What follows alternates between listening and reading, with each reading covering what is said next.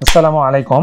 আজকের ভিডিওতে আমরা দেখব সমতলে বিছানো স্থির পৃথিবীর প্রান্তসীমা, আইস ওয়াল, কাফ পাহাড় এবং এর উপরে আল্লাহ তাআলা কিভাবে বরফ বা কাচের আসমান দিয়ে ঢেকে দিয়েছেন। আর স্যাটেলাইট, রকেট এগুলি কি আদৌ এক্সিস্ট করে কিনা বা কোথায় যায়, চাঁদ, সূর্য, তারকার অবস্থান কেমন।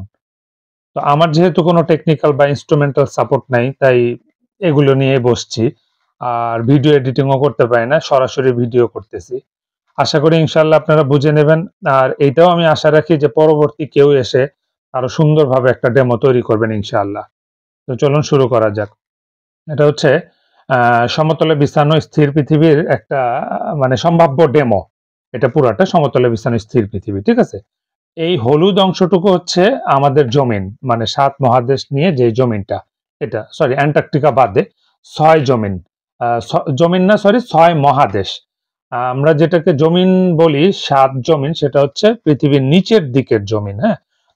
এটা হচ্ছে ১ম জমিন পুরাটা, তারপরে ২য় জমিন, ৩য় জমিন, এভাবে করে নিচে জমিন। একদম শেষে গিয়ে জাহান্নাম আছে। আর এটা হচ্ছে এখানে আছে ৬ মহাদেশ। এই হলুদ অংশটুকু ৬ মহাদেশ। আর ৭ নম্বর মহাদেশ হচ্ছে এই যে অ্যান্টার্কটিকা, সাদা অংশটুকু। তো এখানে ছোট, ছোট সমুদ্র, নদী এগুলো আছে। আর এটা হচ্ছে আপনার প্রশান্ত মহাসাগর এবং আটলান্টিক মহাসাগর। আর এই যে সাদা অংশটুকু দেখতে পাচ্ছেন, এটা হচ্ছে অ্যান্টার্কটিকার বরফের রাজ্যটা। আর এই যে তারপরে যে গোলাপি উঁচু অংশটুকু, এটা হচ্ছে আইস ওয়াল। তো এখানে কেউ, কেউ ভেদ করে যাইতে পারে। এই আইস ওয়ালটাও অনেকেই আসলে ভেদ করতে পারে না। বেশিরভাগই পারে নাই। কিন্তু সম্ভবত অ্যাডমিরাল রিচার্ড বার্ট তার অপারেশন হাই জাম্পে যেহেতু বলছেন যে উনি মানে অ্যান্টার্কটিকা পার হয়ে এমন একটা অঞ্চলে পৌঁছে গেছিলেন যেই জায়গাটাতে গিয়ে সবুজ দেখতে পেয়েছেন।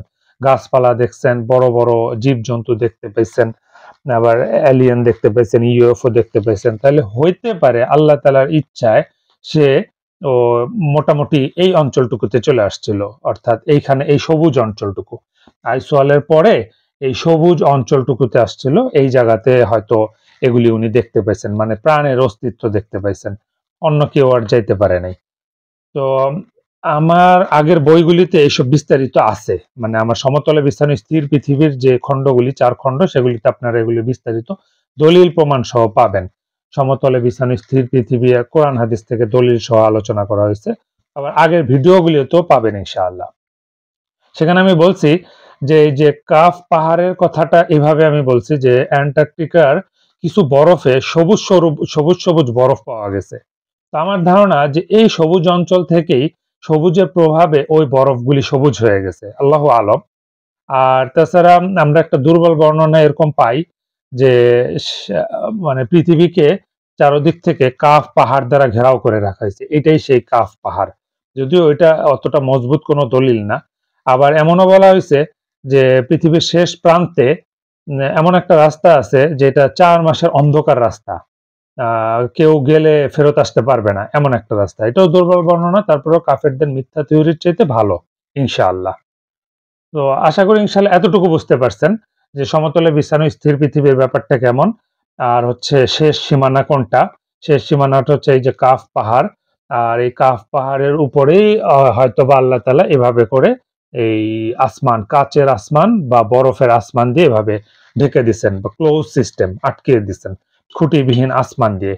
এর বাহিরেও, এর থেকে কেউ বাহিরও হইতে পারবে না, আবার প্রান্ত সীমাও কেউ ভেদ করতে পারবে না। অনেকে আমাদেরকে প্রশ্ন করে যে শেষ সীমানায় গেলে কি হবে? পৃথিবীর শেষ সীমানা কোনটা বা শেষ সীমানায় গেলে কি হবে? শেষ সীমানায় যদি আপনি কোনোভাবে যাইতে পারেন, শেষ সীমানায় গিয়ে যদি লাফ দেন, আল্লাহ মাফ করেন, আপনি জাহান্নামে চলে যাবেন। কারণ পৃথিবীর নিচেই হলো জাহান্নাম। যেহেতু আপনি এরকম উদ্ভট প্রশ্ন করেন, তাই আপনার জন্য এই উদ্ভট উত্তর। আপনি তো কখনো যাইতেই পারবেন না। এই যে শেষ সীমানা, আপনি তো অ্যান্টার্কটিকা পর্যন্তই যাইতে পারবেন না। কারণ ওখানে হাই সিকিউরড। এই অ্যান্টার্কটিকায় আপনাকে তো যাইতেই দিবে না। আপনি কিভাবে শেষ সীমানায় যাবেন? যদি কোনোভাবে যাইতেও পারেন, তারপরে আপনি বেঁচে ফিরতে পারবেন না। কাফ পাহাড়ের ধারে কাছেও যাইতে পারবেন না। আল্লাহ তাআলা আমাদের বুঝার তৌফিক দান করুন। এবার আসুন দেখি যে রকেট, স্যাটেলাইট এগুলি কিভাবে কি করে। ধরেন এটাকে আমি রকেট ধরলাম, ঠিক আছে? এটার ভিতরে, হ্যাঁ? এখন এটা তো ক্লোজ সিস্টেম। আকাশ পুরাটা চারদিক থেকে আটকানো। তো আপনি এটা দিয়ে কিভাবে বের হবেন বলেন তো? এই রকেটটা কিভাবে বের হবে? এটা তো আটকানো। রকেটটা এখান থেকে যে বলে গিয়ে মঙ্গল গ্রহে যায়, অমুকে যায়, তমুক যায়। আবার অনেক সময় বিভিন্ন রকম যানবাহন তারা পাঠায়, স্পেস যান পাঠায় যেগুলি নাকি বাহিরে গিয়ে ঘুরে আসতেছে, দূরের ছবি তুলে নিয়ে আসতেছে গ্যালাক্সি। কিভাবে আসমানের বাহিরে তারা কিভাবে যায় বলেন? এগুলি কোথাও যায় না। এগুলি মূলত এই যে এইখান থেকে গিয়ে প্রশান্ত, ধরেন এখানে আমেরিকা, তো আমেরিকা থেকে উঠে এভাবে গিয়ে প্রশান্ত সাগরে নেমে যায়, অথবা আটলান্টিক সাগরে নেমে যায়, অথবা অন্য কোনো সমুদ্রে নেমে যায়। আবার কিছু, কিছু ভিডিওতে দেখা যায় যে অনেক উপরে উঠতে পারছে, যার কারণে গিয়ে আসমান এই ডোমে গিয়ে বাড়ি খাইছে। কাছের আসমানে গিয়ে বাড়ি খেয়ে ধ্বংস হয়ে গেছে। এটাও দেখা যায়। সুতরাং ওরা কোথাও যায় না। এগুলি সবই আই ওয়াশ। আমার আপনার পকেট কাটার জন্য এই ব্যবস্থাগুলি করা হইছে। এবার আসি স্যাটেলাইট প্রসঙ্গ। যে স্যাটেলাইট বলা হয় কি? যে বল পৃথিবীতে, এটা ধরেন এটা হচ্ছে বল পৃথিবী, হ্যাঁ? বল পৃথিবীর চারদিকে নাকি প্রায় ১২,০০০ স্যাটেলাইট এভাবে ঘুরপাক খাইতেছে চারদিকে। আর সেগুলি নাকি ২,০০০ কিলোমিটার উপরে। এজন্য আমরা এগুলোকে খালি চোখে দেখি না। এখন প্রশ্ন হচ্ছে, এত উপরের স্যাটেলাইট থেকে এবং এত স্পিডে ঘূর্ণায়মান স্যাটেলাইট থেকে আপনি নেটওয়ার্ক কিভাবে পান? আর যদি এত স্যাটেলাইট থাকে, তাহলে আপনার সাবমেরিন কেবলের কি দরকার? যেগুলো কিনা সমুদ্রের নিচে দিয়ে বিভিন্ন দেশে আসে, যেমন আমাদের দেশে কক্সবাজার, কুয়াকাটা, চট্টগ্রামে আসে। সেখান থেকে আমরা লাইনগুলি পাই। আমাদের মোবাইল টাওয়ারে আসে, তারপরে আমাদের ঘর পর্যন্ত আসে। আমাদের রাউটারে যে কেবল দিয়ে কানেক্টেড, সেটা কি আপনারা খেয়াল করছেন? তো কোথায় আপনার সাবমেরিন এই স্যাটেলাইট? আমরা তো রাউটার থেকে পাইতেছি। রাউটার তো কেবল দিয়ে কানেক্টেড। হ্যাঁ, রাউটার থেকে কিছু ওয়্যারলেস ফ্রিকোয়েন্সির কারণে পাই, তাও সর্বোচ্চ ১০ ফিট, ২০ ফিট বা ৫০ ফিট, এর বেশি তো না। তাহলে স্যাটেলাইটের কাজটা কি বলেন? আমার তো আসমান থেকেই পাওয়ার কথা। আচ্ছা, আরেকটা কথা, আমি ধরেন আপনাদেরকে এটা হচ্ছে ঢাকা, এই অংশটুকু ঢাকা। ঢাকার উপরে আমি প্রায় ১০০ টা স্যাটেলাইট উঠাইয়া দিলাম, বা ড্রোনের মাধ্যমে রাউটার উঠাইয়া দিলাম। সেগুলি ঘুরতেছে। খুব স্পিডে ঘুরতেছে এবং অনেক উপরে, দেখা যায় না। এখন এত উপর থেকে এত ঘুরপাক খাওয়া এই ডিভাইসগুলি থেকে আপনি কিভাবে নেটওয়ার্ক পাবেন বলেন তো? কিভাবে কানেকশন পাবেন?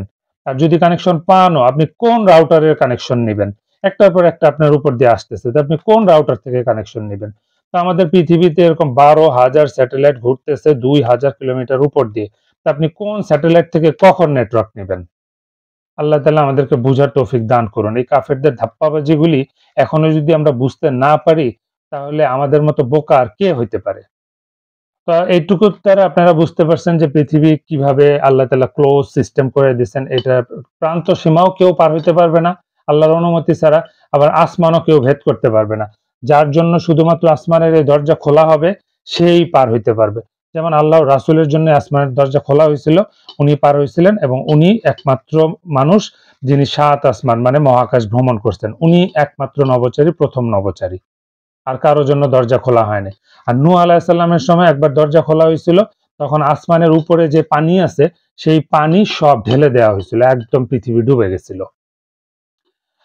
আর এখন এই যে স্যাটেলাইটের আরেকটা প্রসঙ্গ আসে যে ভিতরে কি আসলেই কি কোনো স্যাটেলাইট নাই?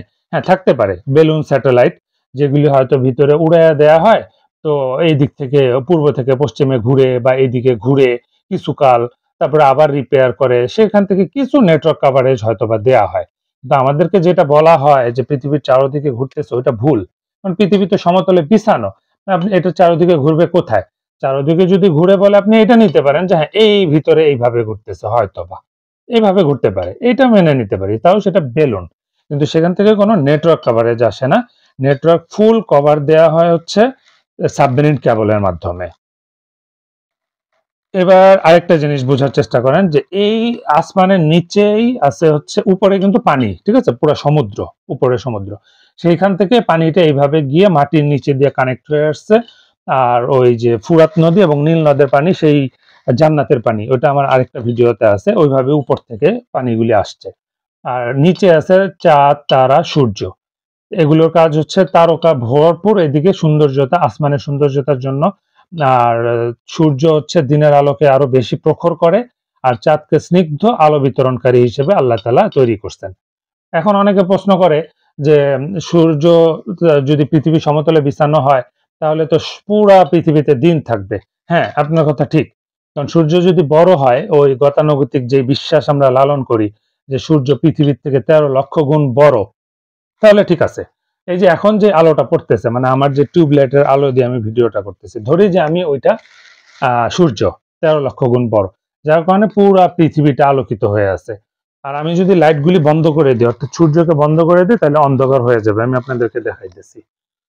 এই যে ধরেন একটা লাইট বন্ধ করে দিলাম, ধরেন একটু বিকাল হইলো, আর এই যে আরেকটা লাইট বন্ধ করে দিলাম, ফুল রাত হয়ে গেল। কারণ সূর্য তো পৃথিবী থেকে বড়, কিন্তু এটা তো ভুল। সূর্য তো পৃথিবী থেকে বড় না, সূর্য পৃথিবী থেকে ছোট। এই যে এরকম দেখছেন, এই যে লাইটটা, এটা হচ্ছে সূর্য, পৃথিবী থেকে ছোট। এই যে সূর্য পূর্ব দিক থেকে উঠে এভাবে করে গিয়ে পশ্চিম দিকে ডুবে যায়। ইজি হিসাব। এই যে আবার দেখেন, এই যে পূর্ব থেকে উঠতেছে, হ্যাঁ সূর্য পূর্ব থেকে উঠতেছে, এখন অস্ট্রেলিয়ায় দিন, এইদিকে আসতেছে, এখন রাশিয়া, চীন, রাশিয়া, জাপান এইদিকে দিন, এখন আরেকটু এদিকে আসছে, এখন হচ্ছে ভারত, বাংলাদেশ, পাকিস্তান, আফগানিস্তান এইদিকে দিন, আবার আরেকটু পশ্চিমে চলে আসছে, এখন আফ্রিকা, সৌদি এই দিকটাতে দিন, আর ওই পিছনের দিকে কিন্তু অস্ট্রেলিয়ার দিকে রাত হয়ে গেছে, এখন আরেকটু পশ্চিমের দিকে যাচ্ছে, এখন হচ্ছে আমেরিকার দিকে দিন, আর এইদিকে বাংলাদেশে রাত হয়ে গেছে অন্ধকার অঞ্চলটুকুতে। তারপরে এই যে গিয়ে ডুবে গেল। আর ডুবে গিয়ে কোথায় যায়, কিভাবে সিজদা দেয়, আবার কিভাবে উঠে, ওইটা আমার আরেকটা ভিডিওতে আছে। আর হচ্ছে এই যে যখন শীতের দিকে একটু পিছন দিক দিয়ে আসে, হ্যাঁ এর একদম দক্ষিণ দিক দিয়ে এভাবে ঘুরে, দক্ষিণ দিক দিয়ে। আর যখন এইটা, ওগুলি আরেকটা ভিডিওতে আছে যে মাঝে কিভাবে 6 মাস দিন আর 6 মাস রাত থাকে আর্কটিক সার্কেলে, ওইটা আরেকটা ভিডিও আছে আমার এই চ্যানেলেই আছে, আপনারা দেখে নিন ইনশাআল্লাহ। তো আবার আমরা আমাদের আলোচনায় ফিরে যাই। যে তো আলোচনা আসলে এখানেই শেষ। আমার কোনো টেকনিক্যাল সাপোর্ট না থাকার কারণে যতটুকু যা ছিল তা দিয়ে বোঝানোর চেষ্টা করছি। এরপরেও যদি আপনাদের কোনো প্রশ্ন থাকে আমাকে করবেন। পরবর্তী ভিডিওতে ইনশাআল্লাহ বাকি প্রশ্নের উত্তর দিব। আল্লাহ তাআলা আমাদেরকে সহি বুঝ দান করুন, কুফরি সৃষ্টিতত্ত্ব থেকে হেফাজত করুন। এই কুফরি সৃষ্টিতত্ত্বর দ্বারা আমাদেরকে অনেক রকম ভুল ধারণা দিয়ে রাখা হয়েছে। সমতলে বিছানো স্থির পৃথিবী যদি আপনি বুঝেন, অনেক কিছু বুঝতে পারবেন। যেমন সৃষ্টিতত্ত্ব বুঝলেন, স্যাটেলাইট, রকেট ইত্যাদির ধোঁকাগুলি বুঝলেন।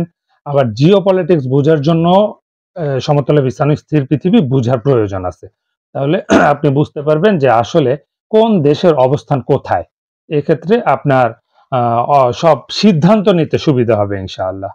তো আল্লাহ তাআলা আমাদেরকে কোরআন ও হাদিস থেকে সঠিক সৃষ্টিতত্ত্ব বুঝার এবং জানার এবং সেই অনুযায়ী আমল করার তৌফিক দান করুন। আর আমি আহ্বান করব, যারা ভিডিও এডিটিং করতে পারেন তারা আরো সুন্দর একটা ডেমো তৈরি করবেন এই ভিডিওর উপরে। জাযাকুমুল্লাহু খায়ের।